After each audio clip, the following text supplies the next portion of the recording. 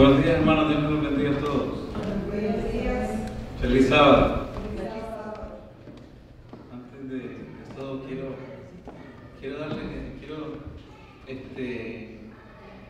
decirles, esta semana es un anuncio. Se me olvidó hablar con la hermana Reina, o con Marco, no sé con quién hay que hablar para los anuncios. La cuestión es que esta semana me llamó el pastor de Brandon. Ustedes saben, el pastor de Brandon es un señor latino, creo que es de Honduras o la Dominicana, ¿no? De Honduras. Una vez ellos pasaron, iban para un lugar y durmieron en la casa. Entonces él me llamó porque su papá está necesitando un cuarto. Parece que el papá tiene un muchachito, no sé.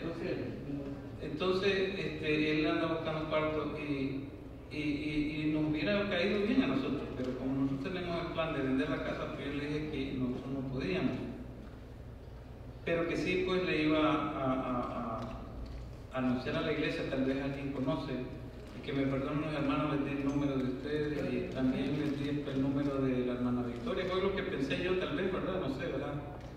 La cuestión es que si conocen a alguien y que quiera rentar un cuarto, el Señor necesita un cuarto. Yo le dije, bueno, voy a anunciar el sábado, ¿verdad? Y vamos a partir de ahí, ¿verdad? A ver si se puede conseguir un cuarto para el Señor. Bueno, esta semana y todo este tiempo he estado bien ocupado en esa casa que queremos vender. He estado arreglando ahí cosas que uno no hace hasta el final del garaje, y he tenido que estar puliendo las puertas y poniéndole el barniz, barnizando, y ha sido un tequio. Pero lo que he estado haciendo es que he estado oyendo, a la vez que estoy haciendo eso, pongo mis sermones. Ahí hay un pastor que me gusta escuchar, aunque es variado lo que ahora, pero hay un pastor de escrito está, Pastor Robert Costa se llama. Muy bonitos los sermones. Son más que todo sermones para traer gente a Jesús. Y son muy bonitos. Y yo combiné este sermón así, lo combiné de lo que escuché de él. Y yo creo que está bonito el sermón. Y vamos a pedir a Dios que me ilumine y me guíe, ¿verdad?, en esta mañana para llevar este sermón. Y a todos nosotros, a lo mejor es un mensaje para todos nosotros. Vamos a tener una oración.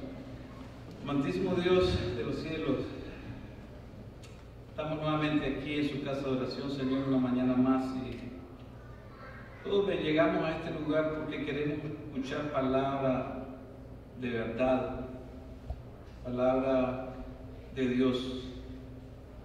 Usted es amor, pero también es justicia. Usted nos ama, pero también nos corrige.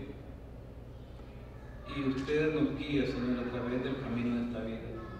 Le suplico, Dios, que ilumine mi mente, Señor, y que ponga palabras en mi boca, y que sea un mensaje para nosotros todos, constructivo, de esperanza y de amor. Y de recordar, Señor, de que usted es nuestro Dios y que le demos todo a usted, nuestro Creador, y que es el único que nos puede restaurar nuestra vida, Señor. Le pido, Señor, pues, que me acompañe, que tu Santo Espíritu esté conmigo, Dios, en el nombre de Cristo Jesús. Amén. Vamos a hablar del corazón. El corazón es un órgano muy fuerte, ¿saben? Y de los órganos del cuerpo es el que más necesitamos nosotros. Porque digo que es muy fuerte porque el corazón, los otros órganos pueden dejar de trabajar. Como un riñón se nos puede parar y no hay problema, el otro está funcionando. Incluso hay casos en que personas, recuerdo en Miami, una señora, unos ladrones le pidieron el carro, ya no le dio el carro, sacaron un arma, le dispararon y desgraciadamente le dañaron el hígado, parte del hígado se le desprendió, pero ella siguió viviendo. El corazón no se puede quedar parte del corazón y seguir viviendo. El corazón es, desde el aspecto fisiológico, es muy importante, es determinante. Pero también tenemos el aspecto emocional. Bueno, en un sentido figurado, ¿verdad? En un sentido figurado, porque en realidad las emociones, nosotros todas las emociones las llevamos aquí, pero en realidad es en nuestra mente donde nosotros acumulamos todo lo que nos acontece. Y en ese sentido figurado, nos damos cuenta de que el corazón es muy frágil. Solo bastan palabras para tener una influencia en nuestras vidas. Y no solamente palabras, tal vez gestos. Como por ejemplo, pasar para acá, tal vez ni se habla. Como que dice, pasar solo un minuto y así se hace. Muchas veces me ha pasado en mi vida. Muchas veces fue así cuando trabajaba con mi padre, algunas veces ayudándole. Y eso tuvo un impacto en mi vida, tuvo un impacto. Y desgraciadamente, hay veces nosotros como padres lo repetimos con los hijos. Y es triste porque se causa con solo gestos, con solo palabras que nosotros le decimos a los niños. Por eso la infancia es tan determinante en lo que nosotros hoy somos, en el desarrollo de la personalidad del individuo. Cuando en la infancia nosotros, dependiendo de los mensajes que nosotros recibimos, en el futuro esas cosas salen a relucir y determinan, hay veces, lo que nosotros somos. Tienen un impacto grande. ¿Por qué? Porque nuestro corazoncito en ese sentido es bien débil. Es bien débil.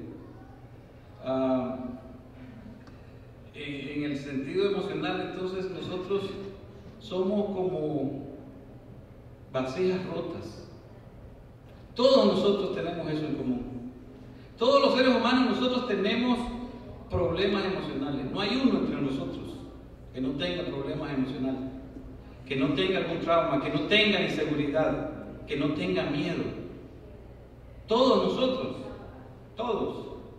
Por eso como padres también, nuestros hijos no pueden ser perfectos porque nosotros no somos perfectos. Hay veces nosotros somos duros con nosotros mismos, como cuando como padres nos juzgamos a sí mismos, a nosotros mismos, y decimos, yo he sido un mal padre. A mí me ha pasado, me pasa. Hay veces yo me pongo a ver, me voy atrás y comienzo a ver y veo a mis hijos y digo, yo he sido un mal padre. Pero ¿cómo puedo ser yo perfecto? No puedo. No puedo. Entonces no nos echemos esa carga. No nos echemos esa carga. Es parte de la vida. Parte de la vida. Somos como platos rotos. Todos tenemos corazones quebrados. Todos. Pero, gracias a Dios, que no podemos quedarnos en esa situación. Qué lástima, hay veces uno, no sé, yo no estuve pensando en nadie cuando estaba haciendo esto, ¿verdad? Pero me hubiera encantado que Bern estuviera hoy aquí. Pero no está. Pero un mensaje para todos, nos va a ayudar a todos. Dios es el único que puede restaurar nuestros corazones, es el único que puede quitar nuestros temores, es el único que puede cambiar el rumbo de nuestra vida. Y hay una historia bien bonita. Les voy a contar hoy dos historias. La historia del pueblo de Israel antes de cruzar el Jordán. Ustedes recuerdan, antes de cruzar el Jordán estaban ellos nuevamente, después de 40 años, estaban nuevamente en la frontera para llegar a la tierra prometida, a Canaán. Estaban ellos después de 40 años. 40 años atrás estuvieron ahí también, pero el miedo se apoderó de ellos y tuvieron que caminar por el desierto 40 años. Toda esa generación, siempre que llegaron a situaciones de peligro, ¿cómo se llama esto? Challenge, de retos, siempre ellos, ¿qué es lo que decían? Murmuraban contra Dios. Y decían que mejor, antes de morir aquí, nos trajiste a morir aquí, mejor nos hubiéramos muerto allá en Egipto, vámonos a Egipto. Pero esta vez fue diferente. Estaban en la frontera nuevamente, ante el río Jordán. Pero el río Jordán estaba crecido porque era tiempo de la siega. Y en esos tiempos, dice la palabra, vamos a leer dentro de un rato, se desbordaba el río. El río estaba crecido y todos estaban ahí. Y había un problema grande. Un problema súper grande. ¿Por qué? Porque esta gente habían crecido, era una nueva generación. Era una nueva generación. Y lo bueno de ellos es que nunca murmuraron en ese momento, como la generación anterior. Toda esa generación anterior había muerto en el desierto, Dios así lo dijo, porque no habían tenido fe. Y esta nueva generación estaba ahí y no murmuraron, a pesar de que ellos tenían que cruzar las aguas del Jordán. Ahora, pónganse a pensar una cosa. Estas personas crecieron en el desierto. ¿Cómo ellos iban a cruzar las aguas si no sabían nada? ¿Cómo? No era un reto grande eso. Era un reto grande para ellos. El mayor miedo que ellos podían tener era el agua, porque no sabían nadar. Yo recuerdo una vez que andábamos en unos botes, y entonces andaba Yamilet, Valquiria y una prima de mi esposa, Yerania se llama, andábamos ahí en bote, cada quien en bote, y por hacer tirarle agua a otro se pusieron de un lado del bote, todas las tres pusieron de un lado del bote, y ¿saben lo que les pasó?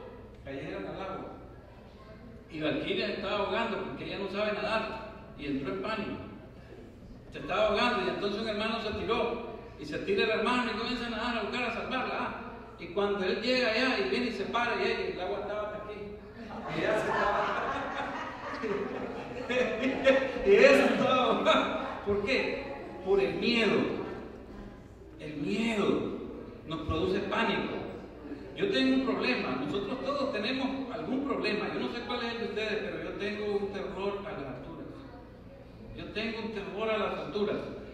Hace como 4 años fuimos al Cañón del Colorado y había que caminar a la orilla. Anita andaba con nosotros y había que caminar a la orilla y hay un espacio nada más así como de aquí a ahí, así el sendero a la orilla, así.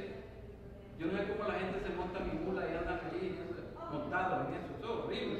Yo sabía cómo andaba cuando al principio, cómo andaba yo. Yo hasta abrí el programa, no hay problema. Yo andaba así comencé a andar. Me daba terror, o sea, es algo que yo no puedo controlar, es algo que está dentro de mí, es un trauma. Yo estoy aquí y ahí hay un precipicio, yo ya mi cuerpo, yo siento una inconformidad terrible. Y más si yo veo a una persona, solo con ver a una persona parada ahí, yo me pongo histérico, me imagino que esa es la misma situación de una persona que tiene claustrofobia, que se pone en un lugar cerrado sin más. Me imagino que esas personas sienten algo similar. Es una cosa que nosotros no podemos evitar. Son traumas que nosotros tenemos. Entonces esta gente está frente al río. Van a cruzar el río. Pero vamos a leer la historia. Se encuentra en Josué capítulo 3, versículo 6. Y vamos a leer, entonces dice la palabra de Dios.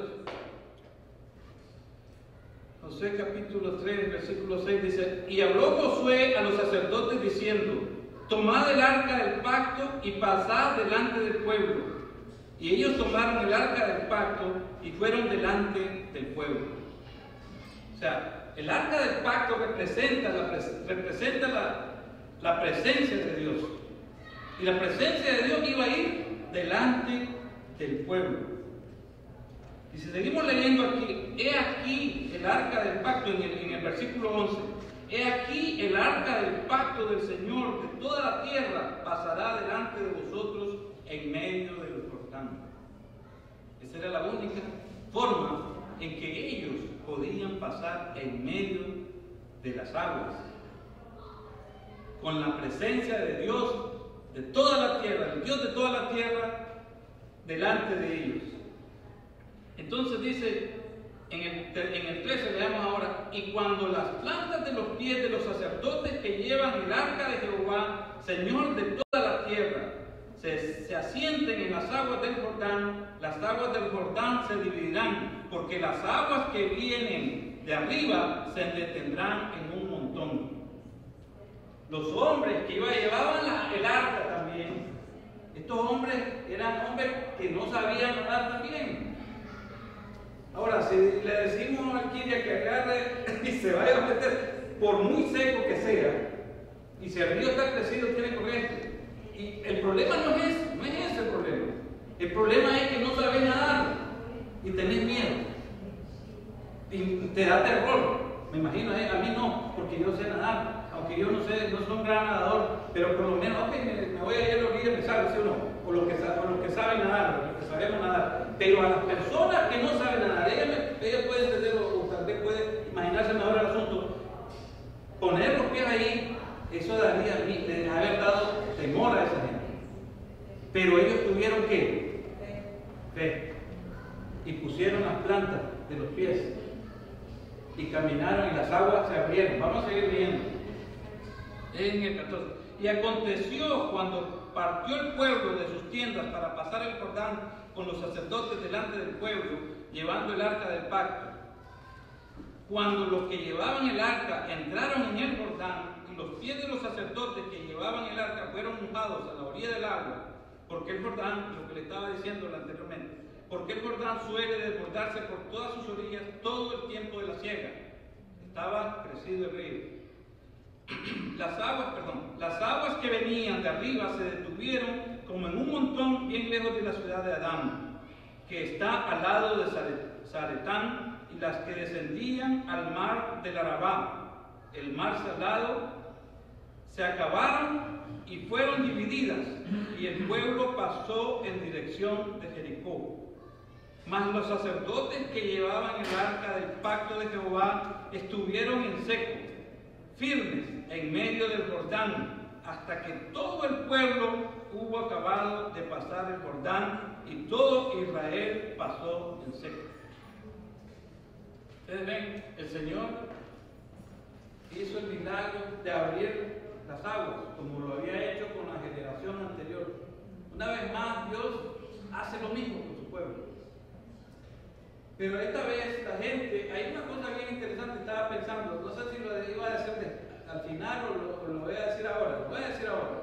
Miren, hay algo bien interesante en esto. Los sacerdotes llevan el arca y se paran en medio del río. No había pensado yo, en realidad, me puse a pensar, ¿por qué se paran en medio del río? ¿Por qué se paran en medio del río? Porque la presencia de Dios está con ellos. Y el pueblo viene detrás. Entonces ustedes saben, ellos estaban viendo el arca, las aguas están detenidas allá. Entonces ellos ven, si ellos se ponen al inicio, entonces eso les pudo haber causado al pueblo desconfianza, falta de fe, ¿sí o no? Si se paran al otro lado allá cruzando allá, ¿y qué tal si se nos viene esa agua? Y el pueblo comienza a dudar. Pero la presencia de Dios está al centro, está deteniendo las aguas. Entonces el pueblo comienza a pasar con fe. Ahí está Dios. Con Él nada puedo temer, nada temerá mi corazón, porque ahí está Dios, ahí está la presencia de Dios, en medio de las aguas, en medio del río. Y ellos pasan. Una vez pasando la mitad, pues sí, aquí no pasa nada, ¿sí o no?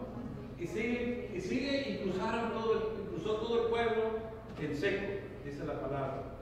Qué interesante, ¿verdad? ¿Cómo Dios puede quitar nuestros temores? Ese es el punto. Y cómo Dios nos puede alimentar la fe. Ese es el otro punto. Ahora les voy a contar la siguiente historia, otra historia. Esta historia es una historia de un muchacho que se llama, o se llamaba, no sé, esa historia la escuché en uno de esos sermones muy lindos. Se llama Juan Edwin, se llama el muchachito. El muchacho, desde los 6 años, él fue llevado a los foster a las casas de foster homes. Él fue llevado ahí porque su mamá tenía 14 hijos y estos 14 hijos no podían ya ser alimentados. Entonces él y 2 hermanitas de él fueron con él a la misma casa. Pero resulta, desgraciadamente, en la casa las 2 niñas fueron violadas, fueron abusadas. Entonces Juan comenzó a decir, que sus hermanitas estaban siendo abusadas, pero desgraciadamente no le creían, al niño no le creían, no le creyeron. Entonces resulta de que un vecino como que se puso atento, se puso a ver bien las cuestiones y se dio cuenta de que en realidad sí, Juan estaba diciendo la verdad. Entonces vino el Child Care Service, ¿verdad? Agarró a los niños y los llevó y los separó, los llevó a diferentes casas. Y a Juan lo mandaron a una casa lejos de un niñito de 6 años.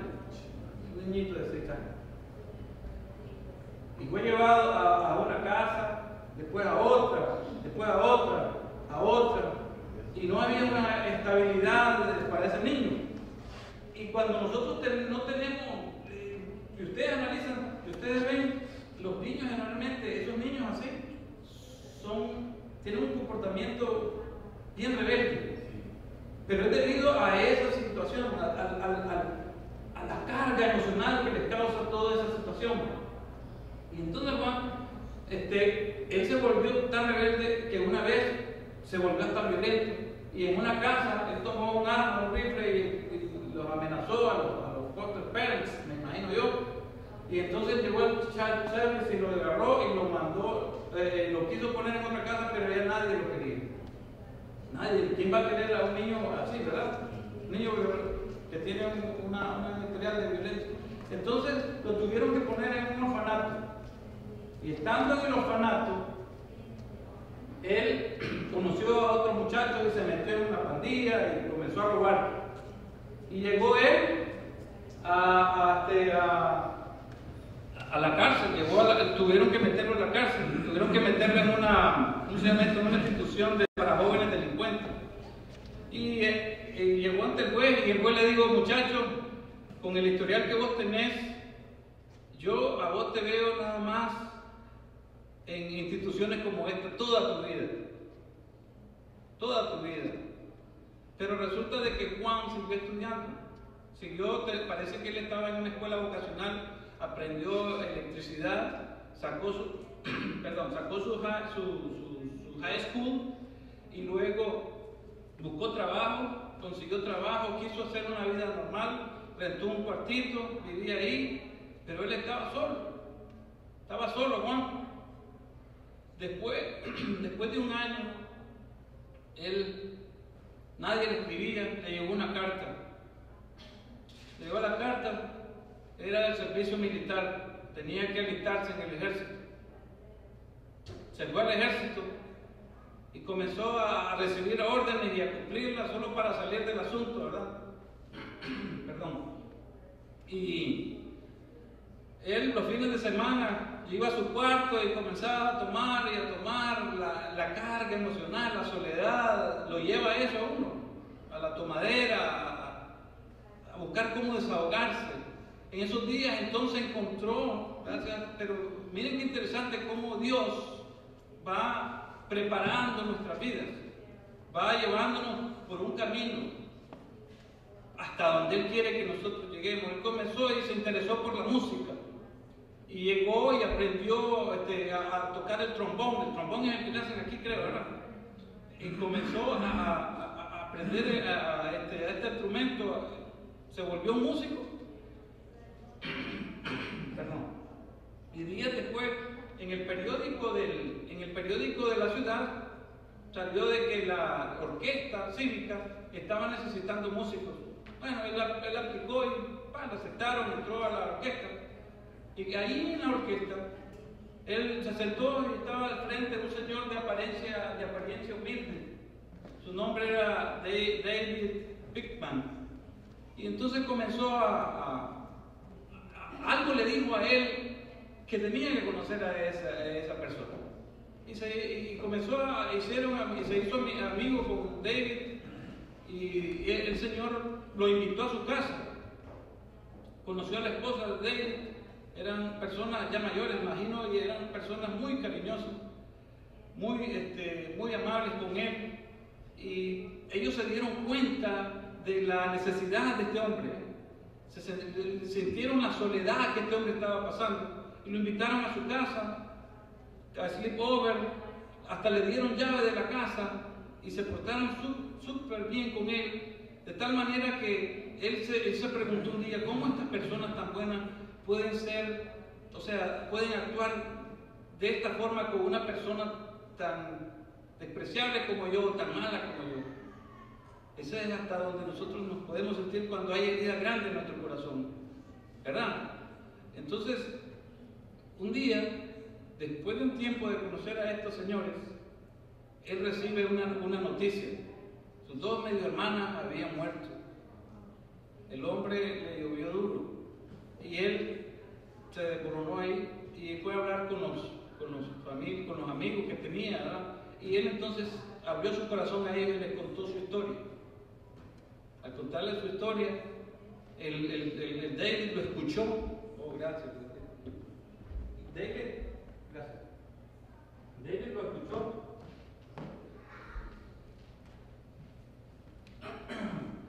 Lo escuchó y después de que terminó él de hablar, le dijo: Juan, a mí me parece de que vos estás esperando cambiar tu vida o mejorar tu vida para venir a Jesús y que Jesús te perdone.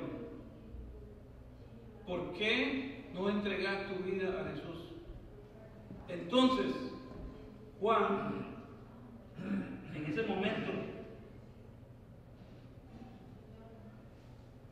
momento Juan decidió entregar su vida a Jesús por el amor que estas personas le habían demostrado a él. Porque él le dijo, el hombre David le dijo, Dios no te va, Dios sabe quién vos sos. Él te quiere a vos porque vos sos Juan Edwin. En otras palabras, te conoce, sabe lo que vos has hecho. Él no te ama porque vos has sido bueno, sino por lo que vos sos. Y él pudo palpar a través del amor que estos hermanos le habían dado, que eran cristianos, le habían dado a él el amor. Él fue el amor tangible que pudo agarrar de Dios a través de estas personas. Y aquí la importancia de nuestro comportamiento con las personas. Demostrarles a las personas amor, paciencia. Es importante para que esas personas puedan llegar a Cristo y que Jesús pueda sanar su corazón. Entonces el hombre vino y aceptó a Dios. Y ese amor de Dios comenzó a manifestarse en su vida. De pronto el hombre comenzó a sentir la necesidad de hacer el bien a otras personas. El amor de Dios comenzó a renovar su corazón.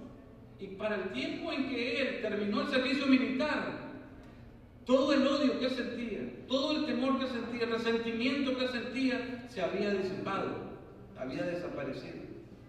Son cosas que yo estoy seguro que a nosotros nos han pasado. Yo conozco a una persona muy cerca de mí que esa persona tenía un problema grande, emocional, y cuando menos pensó ese problema se fue. Y no solo a esa persona, todos nosotros los que hemos conocido a Jesús. Dios es un Dios restaurador. Dios es un Dios maravilloso. Entonces Juan, él comenzó después, comenzó a visitar las cárceles, parece, y se convirtió en capellán evangélico de la cárcel de Crooks, del condado de Crooks en Chicago. Y hoy él fundó un programa de rehabilitación.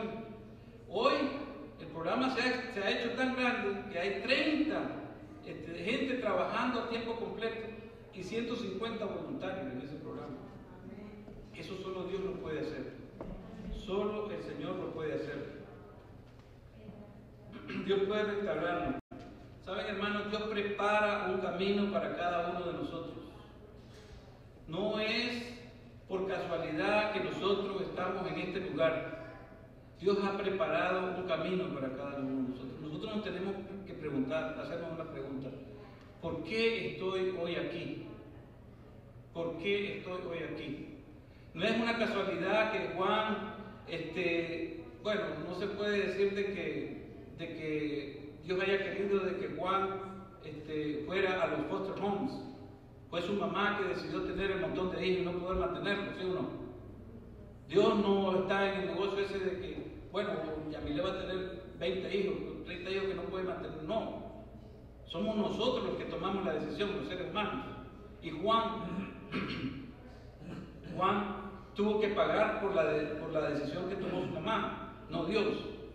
Pero Dios, de lo malo, hizo lo bueno. Fue preparando un camino para él.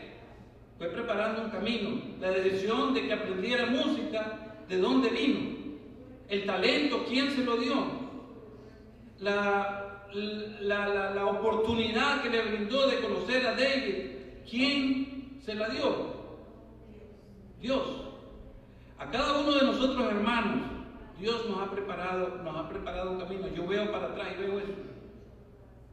¿Por qué estamos hoy aquí? ¿Por qué nos ha puesto Dios hoy aquí?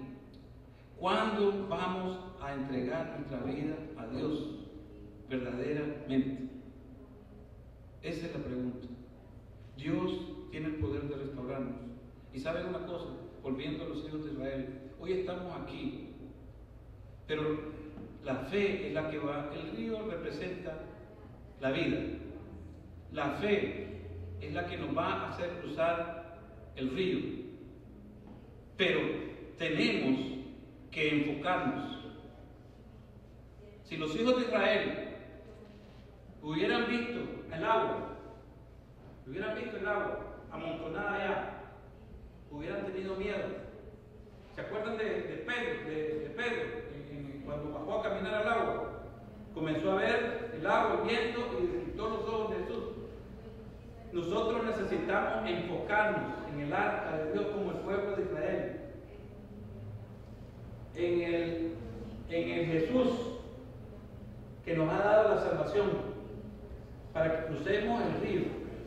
Enfocarnos en el no ver para acá, no ver para allá, que hace este, que no hace el otro. No, para que nuestra fe crezca y sigamos caminando en el camino de esta vida y que traigamos a otros con nosotros, porque eso es lo que Dios quiere que nosotros hagamos.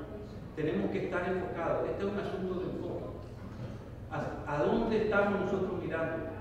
¿Hacia dónde nosotros estamos caminando? Esa es la pregunta. ¿Y qué es lo que vamos a hacer para cambiar las cosas si las estamos haciendo mal? ¿Y qué es lo que vamos a hacer si no hemos comenzado una relación con Jesús? Porque el hecho de que estemos en la iglesia no significa que ya comenzamos una relación con Jesús. Puede ser que nada más nos hayamos bautizado, pero no hemos comenzado una relación con Jesús. Tener una relación con Jesús es más que llegar a la iglesia. Es más que solamente leer la Biblia o medio orar en la noche o en la mañana. Es estar enfocado en el dador de la fe y consumador de la fe, Jesucristo. Así que, hermanos, en esta mañana yo lo único que les traigo es esta palabra para que todos nosotros reflexionemos, pensemos y tomemos una decisión verdaderamente por Cristo. Las cosas de este mundo nos tratan de apartar mucho. Yo les digo porque yo he pasado muy ocupado en esa casa últimamente, preparando y esto y lo otro. Le estaba diciendo a él en la casa, ya me tiene cansado eso.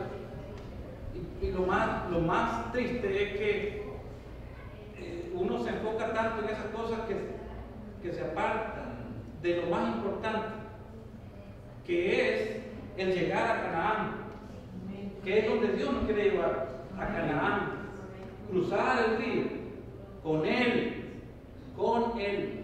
sin Él, apartado de Dios, dice, nada podéis hacer, apartados de mí, dice Jesús, nada podéis hacer. Que Dios me lo bendiga, hermano.